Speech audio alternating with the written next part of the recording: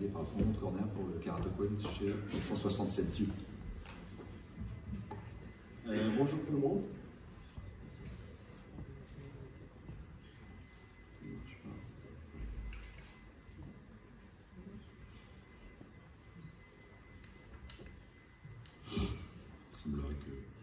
C'est bon. Alors, bonjour, je vais vous parler des résultats de la PKR guidée par l'amérométrie totale de la cornée, pas juste la face antérieure par la topoguidée, associée bien sûr au cross-linking.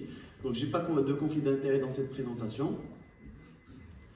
Donc, c'est que le kératocone, donc, il donne un amincissement à des high order aberrations, des aberrations de haut degré qu'on va devoir traiter.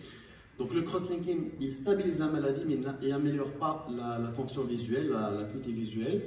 Donc c'est pour ça qu'on associe ces deux traitements. Donc pour améliorer la forme de la cornée en se basant sur les aberrations totales de la cornée, et améliorer la forme de la cornée et de la fonction visuelle. Donc le but, c'est améliorer la best color, etc., la vision avec lunettes. L'objectif, ce n'est pas de se débarrasser des lunettes, mais c'est d'améliorer la vision des patients avec les lunettes. Mais j'intègre aussi le traitement de l'astigmatisme et pour améliorer la kératométrie du patient. Donc la plateforme que j'utilise le MS39 qui est linké avec la plateforme Amaris, donc qui me permet de mesurer les aberrations totales de la cornée, face antérieure et postérieure, et que je vais devoir linker au laser. Donc j'utilise le Cornea Wavefront Guided, et ce qui est bien dans cette plateforme, c'est qu'on a une sélection des aberrations qu'on veut. On peut traiter les aberrations de façon totale, comme on peut sélectionner les aberrations essentielles en fonction de ce qu'on veut comme objectif. À savoir, déjà on doit être sur un kératocone qui est assez stable, avec une épaisseur préopératoire au-delà de 400 sur le minimum, et je gère 50 microns. C'est-à-dire que sur ma cornée, je vais devoir gérer mes aberrations et ne pas dépasser 50 microns d'ablation. Donc c'est une série où j'ai juste les résultats de 6 mois, on verra peut-être plus tard les résultats à plus long terme. Donc ça, on va voir quelques résultats de patients en 3 dimensions. Vous avez la forme de la cornée avant et après. Donc on va sur des kératocones débutants au modéré vierge, on n'a pas opéré au préalable. Ou on peut aller sur des kératocones un peu plus avancés, mais qu'on traite d'abord par un intracornéen et puis on revient par PKR guidé. Donc ici vous avez quelques cas d'amélioration en passant parfois à 10 dixièmes et à 9 dixièmes. Donc ça, c'est les résultats statistiques. Donc on a une amélioration de l'acuité visuelle passant en moyenne de 5 dixièmes à environ 8 dixièmes.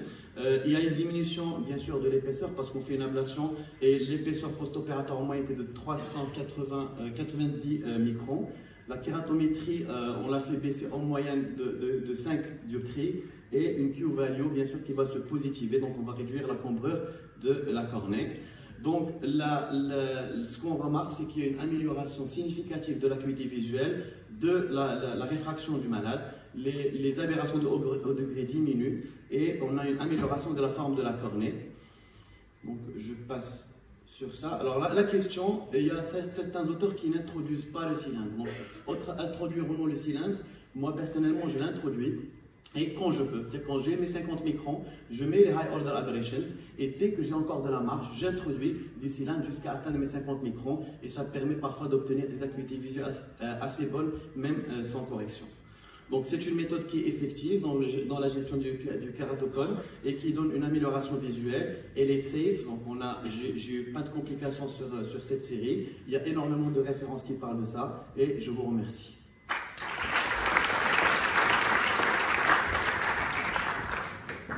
Merci beaucoup. On a le temps pour une petite discussion. Oui, petite question. 2-3 petites questions.